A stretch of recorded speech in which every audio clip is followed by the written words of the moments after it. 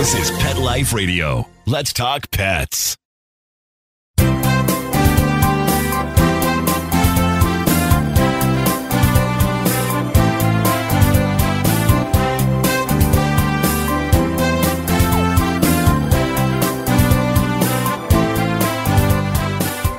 Good morning, good afternoon, wherever you may be. On this here, LA, it's a lovely Sunday morning. Guys, visibility is okay, but yeah, pretty good stuff. Anyway, you're here live with me, Dr. Jeff Werber, here, your host on Pet Life Radio's Ask the Vets with Dr. Jeff, here on Instagram Live, here for you, here for your pets. Any questions you have, let me hear them. I already have one. Starting off, we're going to do in a minute. How to get a hold of me, very easy. Here on Pet Life Radio, just click on the link that Mark has left for you there and go to shows, Ask the Vets with Dr. Jeff. Click on the link and we'll join you here live. Here on Instagram, do what you're doing. Just ask away. So let's start with the New York Yankee. I had to rush my 15-and-a-half-year-old Jack Russell Terrier to the hospital last Monday. She threw up all of her food and had a lot of weight loss. Ultrasound CT scan showed a tumor in her liver. It doesn't go on. It's 10 centimeters. There we go. So that, unfortunately, liver tumors, 15 and a half years old, not a good combo. Liver tumors in general are not good. I don't know if you recall a number of weeks ago, I had gone in for what was going to be a fairly, hopefully, routine splenectomy. Found out the spleen itself actually there were tumors on it, but none of them have ruptured. But the liver tumors ruptured, bleeding all over the place. There is nothing you can do. We don't do liver transplants. And at a 15-and-a-half-year-old dog anyway, at this point, sadly, it's almost like hospice. Keep them comfortable as long as you can. If they continue to vomit, stop eating. If they're weakening, if they're starting to they're losing weight, starving, we don't want that to happen to dogs. And it allows us, really to do the right thing, and that is to let them go peacefully and avoiding any animal suffering. That's our job as veterinarians. And hey, look, I'm a glass half full kind of guy. 15 and a half years, pretty darn good. And if the dog's been doing well up till now, and she's been, a happy dog, that you did your job. She did her job to give you the love and the compassion and the companionship. And you did the same for her. And the beauty of euthanasia is that we get to enjoy all that and yet avoid and minimize the animal suffering at the end. Sometimes you wonder if we should be able to do that more with people, but that's another story. But anyway, it's probably that time. Enjoy. Don't let her suffer. But again, think of the good side. Luckily agreed to babysit a relative's dog. Dog brought fleas into my home. I treated everyone with topical weeks ago, but itching seems to persist. So here's the thing. We got to remember, first of all, topicals, depending on which ones. I'm not a big fan of the Frontline, which is Fipronil, or the Advantage or Canine Advantix, which is imidacloprid. Not that they're not safe. They're very safe. Thing is, they've been on the market now for so long, they're just ineffective. They may do some, they've kind of lost their charm. And then by going over the counter, having people use them inappropriately, that just contributed to the ability of these fleas to develop resistance to these active ingredients. So the only topical that still works okay in a cat of the older stuff is Revolution, selamectin. It might help in a dog too. I've never found it that effective in dogs anyway. But the new things, you have Bravecto. These are called the isoxazolines. You have Bravecto, Credelio, NexGard, and Simparica. The Bravecto does have a topical option. So if you like topical, go with the Bravecto. They also now, it was a 12-week. Now it's a 30-day if you choose. And interesting now 3 of them, and I'm sure Bravecto will follow soon, but Simparica now has Simparica Trio, which is now not only flea tick, but adds heartworm. Credelio has Credelio Plus, which is also adding heartworm. That's a tablet. And then the Credelio also has one for cats too. It's called Credelio Cat. And then now NexGard just came out with its Plus, and it's not only flea and tick and heartworm, but now it's also the intestinal parasites. They're obviously, these companies are all trying to battle each other out, and who's got the best, who's got the most. They're all good. There are concerns with certain dogs that may have had predisposition to seizures, and some of the isoxazolines might predispose them to seizure activity. Again, my dogs are on them. I've not had a problem at all. I don't know if any of my patients so far have had this, but it is in the literature. If you know your dog, for example, has epilepsy, you may want to go easy or understand that. And just because one of them predisposes doesn't mean the others do. So they're all first cousins, but they're not exactly the same. So keep that in mind. So what to do in a case like this? There's Capstar. Capstar will kill all the fleas immediately, but the itching, and this even happens with the new isoxazolines, are very effective in killing fleas. But the problem is, in order for the flea to die, it has to take a bite. And if the dog is allergic to the flea saliva, it's going to get a small dose of saliva. So do know that dogs can still scratch. Now, I don't know what topical you've given, but I would examine the dogs really carefully. If you are seeing flea dirt, which is the little black specks, looks like little pepper, and if you add water to it, it turns like a little red, that's basically the flea feces that is your dog's blood. So that's kind of what it is. Anyway, I would continue that. Do a better flea product if you have one. If you want to bathe them first, that's good. And also, if they're allergic, now you have to treat the allergy, which means you need to talk to your veterinarian, something like, a Cytopoint shot or, something like that. That's also important. So keep that in mind. Okay. So surgery on Tuesday. So that's the thing. If this is an isolated, and that's important. Well, first of all, there's good news, bad news. They have to know what the tumor is. If it's an isolated to a lobe, and I did this recently, I had a single tumor on one lobe. The rest of the liver looked good. We did what's called a lobectomy. We removed the liver lobe, and that dog is doing great. So it's very important to know what type of tumor you're dealing with, more from a long-term prognostic standpoint. So if it's something that is not generalized in all the liver, that would be bad. But if it's isolated, it's a single mass isolated to one lobe, then that would be maybe fixable for a while. My concern with that is that if it were that, it's unlikely that the dog would be from the liver disease. Now, could have been the vomiting episodes, could have been due to something else. But since the rest of the liver is fine, usually one bad lobe it's like living with one less lung lobe, and you can do it. One less kidney, you can do it. So if the lobe isn't functioning, it shouldn't have caused that. So my concern is when they get in surgically, they're going to have to do some major evaluation going in to find out, is this something that's more aggressive? They'll know that from biopsy, but has it already spread? The stomach sits right inside that liver. So it's very possible that, it's surrounded by liver. So if this tumor or whatever it is, this 10 centimeter mass, right, is associated with and affecting the stomach, then again, that's not a good thing. But please keep me posted. A growth on a dog. So fiber and fat when choosing a dog food. Well, high fiber is good. Dogs love fat. So you want to keep fat down to a minimum, especially if they're trying to lose weight. But, the energy mostly comes from the carbs, and the additional carbs ingested that aren't used for energy, those are the ones that get stored as fat. So let's face it, fat, when you look at it, what, kilocalories per volume, it's the 4-9-4 rule, 4 for protein and 4 for carbs, but 9 for fat. So they're very, very calorie rich, the fat is. And so when trying to lose weight, you want to try to eliminate the fat and the triglycerides, et cetera. So, they say fat, depending, I can find out exactly. There are so many different, the problem also when reading the labels is the can versus dry. And they usually do it on a dry matter basis. So for example, cats can be up to 35% protein, right? But when you're doing on a dry matter basis, you might look at some of the foods that are much higher. So you have to kind of weigh the pros and cons as far as that. But Lena, I will get back to you. And when choose the dog food, are you choosing it for what? Do you want the calories? Do you want to keep them lean? Do you want to be really super tasty? Fat's really tasty. So these are things you have to be concerned about. Most of the commercial foods on the diet that are available to us, they are certified by AFCO, the Association of American Feed Control Officials. And if you want a higher fiber, you can either add fiber or just get a food that promotes itself as a high fiber diet. What do you do about a growth on a dog? Well, it all depends on what the growth looks like, where it is. Does it seem to be attached to deeper tissue? Is it bleeding? Is it growing quickly? So these are all the things. It all depends. A lot of times I'll see a little growth. It's a skin tag. It's a wart. It's a little fibrous growth. Been there a while. I'm not going to panic. What I do to the owner, I'll say, you know what? Next time we do a dentistry, why don't we take this off? Then again, there are some growths that are growing rapidly. They weren't there 2 weeks ago.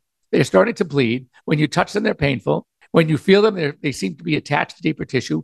Those you want to go after. So you want to evaluate it. Now, here's another thing. Sometimes some veterinarians like to do what's called a cytology. My feeling is that cytologies often lead to a dead end. They come back and they are, sort of unable to make a diagnosis.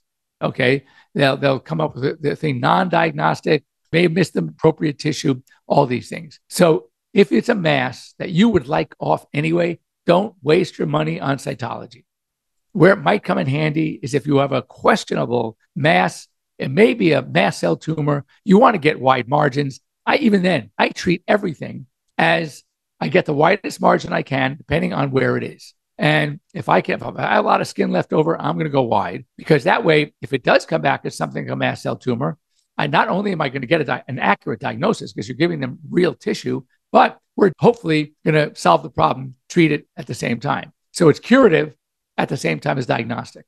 Sometimes if it's a very deep tumor and you really need to know how deep can you go, how much muscle you're going to cut into, et cetera, then you want to try to get a good representative sample. But don't do a punch biopsy. Don't do something, in my opinion, that you're going to have to knock out the dog. Then when the results come back, you're going to knock them out again.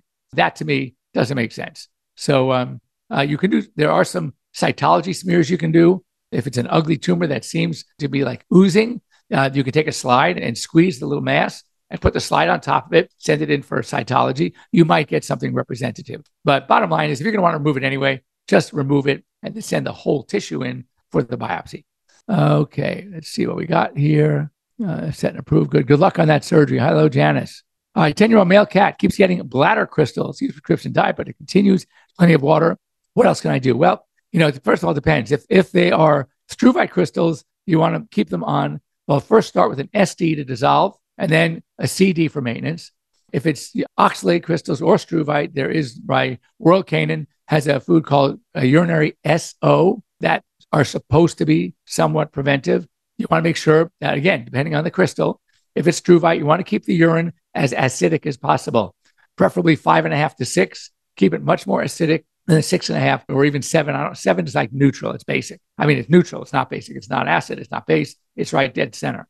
But for these crystals, they thrive in basic environments. So if you have a pH of 8 or 9 and the crystals are there, you need to get a good urinary acidifier. Talk to your veterinarian. There are many things out there. Ammonium chloride seems to work well. Sometimes the good old-fashioned vitamin C, the ascorbic acid, can work well to acidify urine, because remember, that stuff goes through the kidneys. So keep that in mind. All right, waving. Then we're going to take a break. When we come back, we're going to have Vicky here joining us. And we have some things talking about, speaking of fleas, the itch, and some things you can do. How often is it you should anal glands done? Really depends on the dog. My dogs hardly ever need it. And who does it? Well, the groomers usually do the easy way, which is just gland against gland. They don't go rectally and really squeeze one at a time. And often that's enough. But if it's happening again and they're coming back often, you also might want to add a little fiber to the diet. That might help as well, minimize it.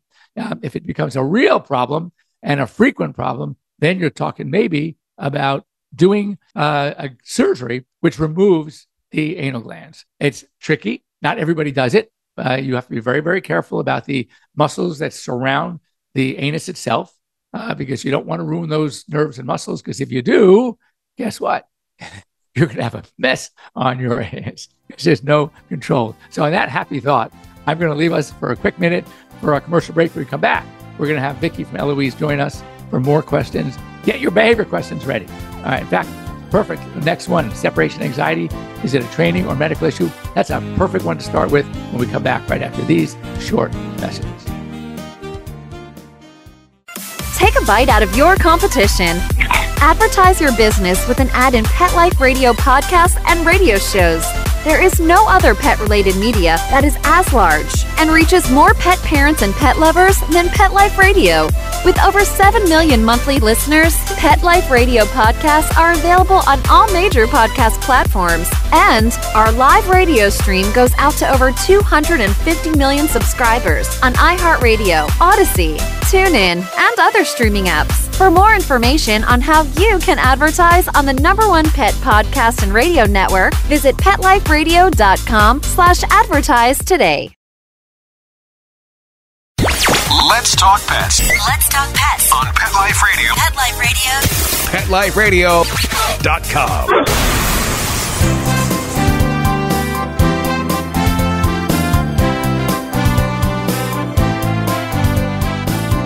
And we're back. We're back here live. Let's start. 2 Yorkies, known as allergies, really bad. She gets Cytopoint injection, but she also gets bumps on her skin, so hard to get them to clear up. Well, that definitely is allergy. And the Cytopoint is good. Check for fleas. And remember, some of the allergies, Cytopoint is great. I love it. It's my favorite. But it's not, there are other allergens that are what we call mediators of the inflammatory response. All right. It's not just interleukin 31. So in some dogs, there are others that Cytopoint does not get. Cytopoint is specific to interleukin 31.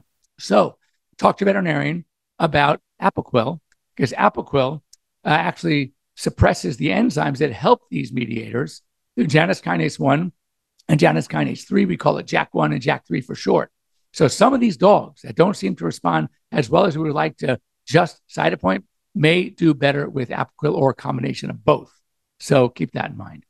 So anyway, Vicki, how you doing? I'm good. What about you? Good. So we had a couple of questions. One, we were talking about the itch. All right. Yes, I wanted to bring that up because I'm so excited to tell everybody about this. This is so not a plug for Dr. Werber, but it is. I am loving your new shampoo. It's called Wet Itch. And, lots of people come up with products and I'm always trying stuff because I'm not only a dog trainer, but I'm a rescue. So I tried that shampoo on now 4 dogs, no itching whatsoever. My dogs were scratching themselves like crazy. I've done Apoquel. I've done checking for their diet. I mean, that shampoo is a gold mine, Jeff. Oh, that's good. It's amazing. So, and I want to hear about the other products. I'm only mentioning it because, summertime is a big problem for people. If your dog is itching and uncomfortable, it's really hard to train a dog that's miserable. Right. So those go hand in hand. So when I started using that shampoo just recently, my dogs were so unhappy. I mean, to be scratching, and I take good care of my dogs. I do their food right. I go to the doctors, go to you. So I think, it's really important to talk about like how just itching and irritation and all this stuff, you can't train a dog when they're miserable. It's like you don't want to do anything. So will you tell people, where do you get that product? You can get it either, some of them are going to be on Amazon. They have it at drjeff.com. So you can go to drjeff.com. And What Itch, I think I'm out of it already. I'm keeping a supply at my office as well. For those of you who come to see me, we have it as well. There's some other also nutritional supplements that have omega-3 fatty acids and vitamins. Those could be helpful as well. So you can always get a hold of me and I can help you, sort of navigate through these things. And they are helpful, and I've heard some really good things about it too. So anyway, I'm pretty happy. Real quick, there was a question that came in and about separation anxiety, and that is something that we have a lot of trouble dealing with because first of all, it's not easy. It's more common than we'd like, and I think interestingly, and I'm interested to hear your take on this, but for many people that have, again, lives were affected because of COVID. And one of the things that most of us had to do was spend more time at home. And then the animals now, our dogs, get very used to having us there.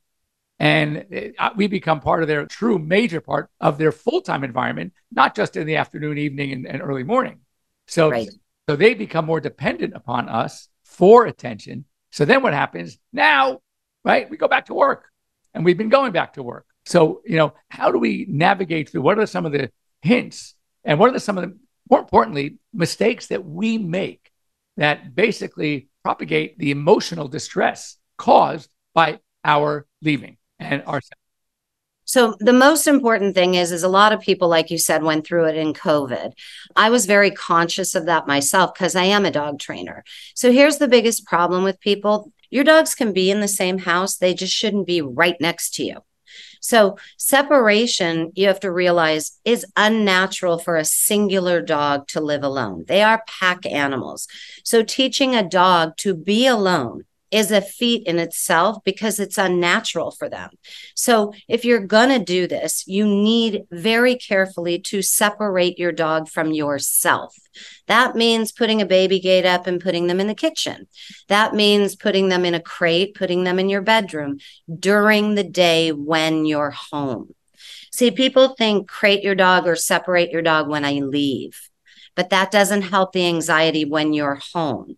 So they need separation from you all the time. So during the day, take 30 minutes and put them in the kitchen. Take them away from you. because then they learn to self-soothe, just like children. It's not that different. We go from having a baby, keeping him in a bassinet, to moving him into a crib in your bedroom. So you need to separate your animals on a daily basis from you. So start backwards since COVID. Take your dog, put it in a crate for 30 minutes. Don't make it a punishment. Make it fun.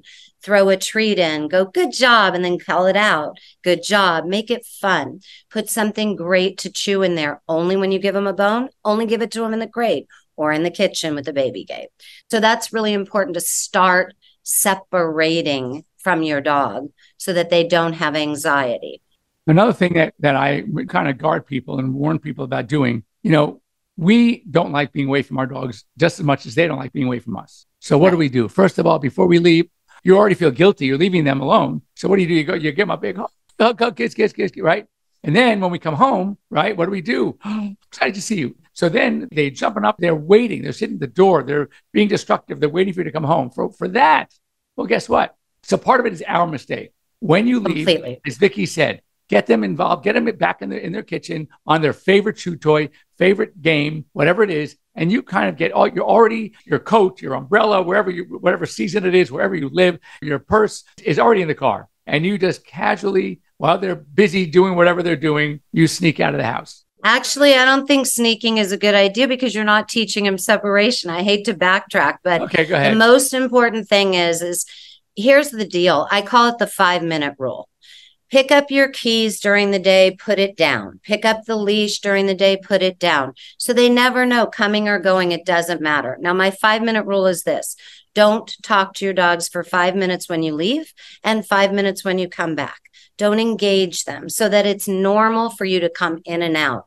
But no sneaking. We don't sneak away from our children and we don't sneak away from our dogs. I mean, people want to because they like, oh, if I sneak out. Truth is, I was a teacher for 19 years with 2 to 5-year-olds. And the parents would always say, I'll just sneak out. And I'm like, they're still going to scream and cry. You just don't have to hear it. So instead of sneaking, we just do things normal. We walk in, we walk out. Don't pay attention to your dog when you get home. Give it just 5 minutes. Get your water. That I agree. That we do. And same thing when you leave. Right. As if you're not there, they're not there. You're just kind of walk home, go to the kitchen, do your thing. Exactly. They're going to get all excited. They're going to jump up on you. They, jump on your leg, pet me, hug me. And then after the dust settles, then offer them a hand. Try not to make eye contact right away. Give them a little pet under the chin, and then you could start. I say engage them after 5 minutes. Go to your couch, call them over, because now you're setting the standard. If they're setting the standard by going, hey, hello, are you there? Are you there? And you go, come here. I'm so sorry I was gone. Your anxiety rubs off on them. I believe in energy. Right. So your energy has to be calm, cool, and collected when you come and go. And then so will your dog. Yeah. Now, there's some games that are really cool. You want to kind of engage your dogs and you shouldn't always be the one to give reward for your dog's good behavior. And there are like toys and stuff now that deliver the treat themselves. So you don't have to be the one giving it. And you can stuff certain bones. There's a cool game. It's a board game, and it's got a lot of sliding, moving pieces with little wells. And you put treats in the wells and then you cover them up with the sliding piece. So now what happens is the dog smells it. They know there's something in there, but now they have to figure out how to get it. And they keep working on it until they do. And then they learn. And so depending on how large the game is, how many wells, what you put in there, I mean, they could be occupied for a half hour. And so then it takes the pressure off of you to always be the one to be the treat giver, the reward giver. And then they want to play with the game because they know you're not giving them the reward. The game is giving them the reward. Right. And also it helps them a lot because it also is working their mind. So, when we're anxious and nervous, if you're working a dog's mind with that kind of engagement, they relax their body. Because as you know, because you're the doctor, when dogs chew, they're relaxed. Drinking, like when we go on a plane, I always say to people, bring ice chips, let them lick because it calms their body, the swallowing. So, it's separation anxiety is really something that is twofold. Unnatural for dogs to be alone. They are pack animals. but we can work it out. And secondarily, people need to stop overdoing their dogs, being anxious when they leave. They have to let that energy go low and stop engaging your dogs when you come and go. Just give it 5 minutes. One of our products that we have is called Chill, and it's all natural, valerian, passion flower, chamomile. So these are things, melatonin. These are really cool things also that help with separation anxiety because it brings them down a little. They don't get so worked up, and it's all natural stuff. That's good because there are some dogs, like I'm working with a dog right now, that when it goes in and out of its crate, it's fine when it's around me as a trainer. When it's around its mom, it goes in its crate and it is overly panting. She comes back and the blankets are drenched. Right. Which is worrisome. How is that medically, Jeff? Like, what would you, Dr. Werber, what would you think of a dog who, like, how much panting in a cool environment is dangerous for the dog? Well, first of all, from a heat perspective, certain breeds, by the way, can be very dangerous because like the short-faced brachycephalics, the Frenchies, the Bostons, the Pugs, they can work themselves up to a tizzy and their body temperature can go up. That's important. Most dogs, it's just the panting, but it's indicative. In a case like this, it's indicative of stress and anxiety, and that's not good. So this is where the anti-stress, anti-anxiety medications, or just what you can do to minimize that. Now, what New York Yankee is writing here, that her past dogs don't like being in a cage. So how can we train a dog? Because we want to sometimes have them caged for their own safety, right? And what's the best way to get them to not only tolerate the cage, but actually like being in the cage? So that's what I was talking about. So training a dog to be in a crate, people do it the wrong way. One is, I'm not a fan of metal crates.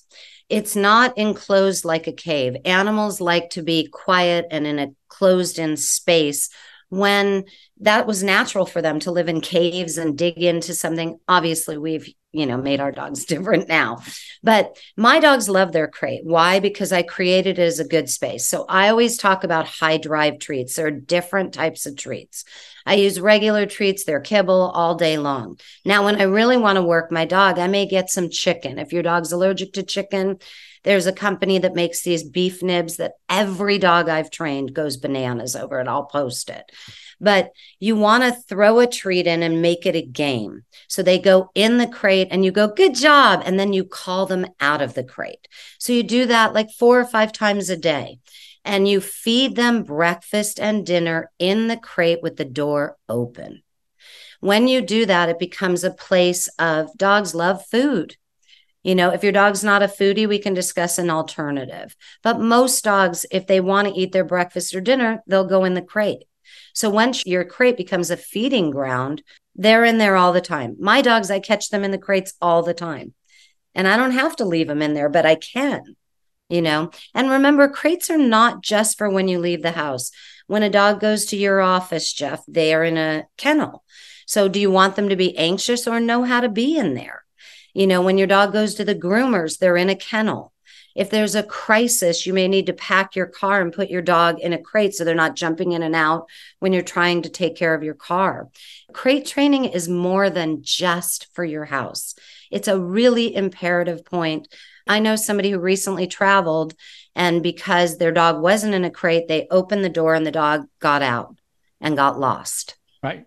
Because it was nervous. Yeah. So, sometimes having a crate in the car is really good. My dogs, I let them use it all the time, always throwing a treat, and make it a happy place, and definitely feed them breakfast and dinner in the crate with the door open. Tether it open with a string so it doesn't close on them until you're ready to close it. When you close it, then you treat them when you close it, and you stand there. And you go through it and you work through a crate. Lots of people have crate training issues. I get hired for that. Last question before we have to go because we're late. Okay.